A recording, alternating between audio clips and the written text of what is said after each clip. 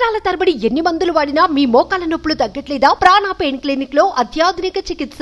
ఏపీలో కౌంటింగ్ కు ఈసీ సిద్ధమవుతోంది. పోలింగ్ రోజున జరిగిన అల్లర్ల దృష్ట్యా కౌంటింగ్ రోజు ఎలాంటి అవాంఛనీయ సంఘటనలు జరగకుండా చర్యలు చేపడుతోంది. ఈ మేరకు ఎన్నికల సంఘం భారీగా కేంద్ర భద్రతా బలగాలను కేంద్రానికి ఈసీ రప్పిస్తోంది. మే 13 పోలింగ్ సందర్భంగా ఏపీలో జరిగిన హింస దేశవ్యాప్తంగా చర్చకు దారితీసిందని చెప్పుకోవచ్చు.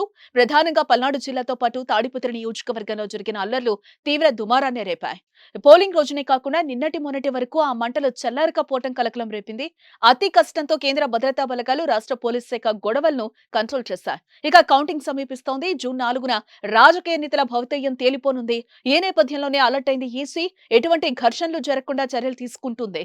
సమస్యాత్మక ప్రాంతాల్లో అదనపు బలగాలను మోహరిస్తోంది. రాష్ట్రానికి అదనంగా మరో 25 కంపెనీల కేంద్ర బలగాలను నియమించింది. ఇప్పటికే 20 కంపెనీల కేంద్ర బలగాలు రాష్ట్రానికి చేరుకున్నాయి. ఇవాళో రేపో మరో 5 కంపెనీల కేంద్ర బలగాలు రాష్ట్రానికి రానున్నాయి. పల్నాడులో అత్యధికంగా 8 మంది పోలీసు అధికారులను నియమించారు.